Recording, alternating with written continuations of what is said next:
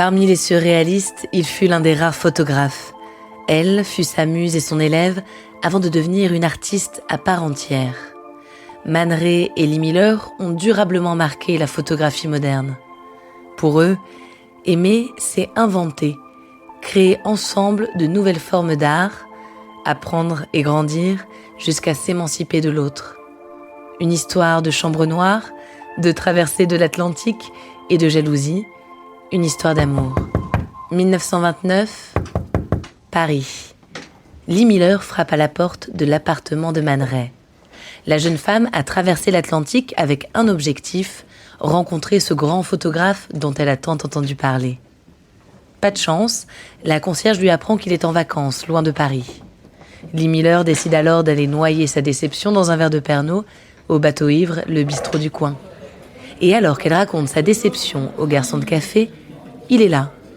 Man Ray fait face à Lee Miller. Pleine d'aplomb, elle se présente. « Je suis votre nouvel élève ». Ils partent ensemble dans le sud de la France et se découvrent mutuellement. Ils sont tous les deux américains de l'État de New York. Lee est née Elizabeth Miller. Man est né Emmanuel Radnitsky. Elle a 22 ans, il en a 39. En 1927, à New York, alors qu'elle traverse une rue sans regarder, un homme l'empêche de se faire renverser. Il s'agit de Condé Nast, directeur du magazine Vogue. Rapidement, le visage de Lee s'affiche en couverture du magazine. Et quel visage! C'est une jeune femme magnifique.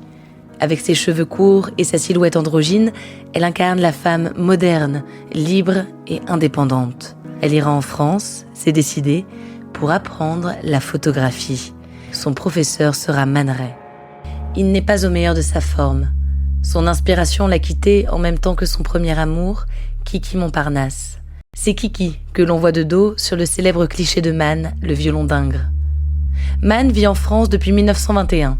À Paris, il s'est intégré immédiatement aux surréalistes, parmi lesquels Dali, Éluard ou encore son grand ami Marcel Duchamp.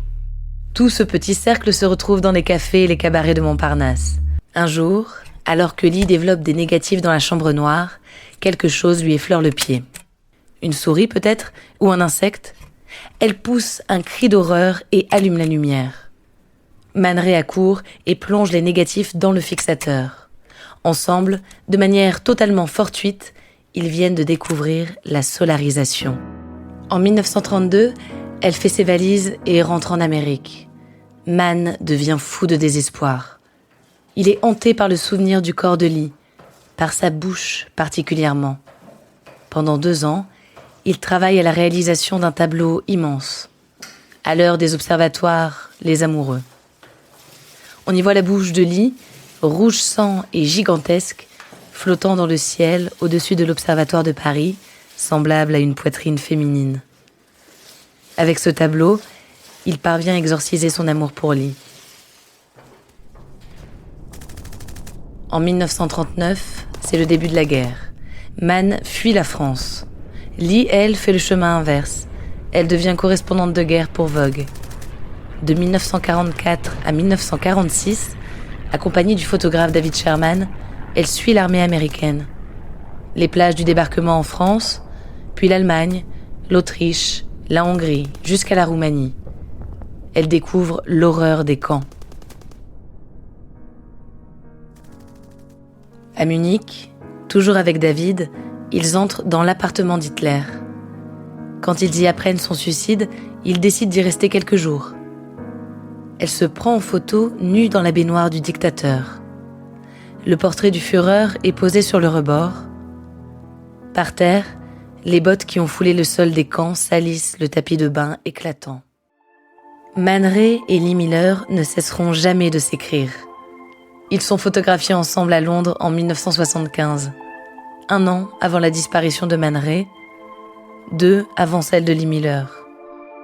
2 vies liées, 2 artistes surréalistes pour un amour bien réel.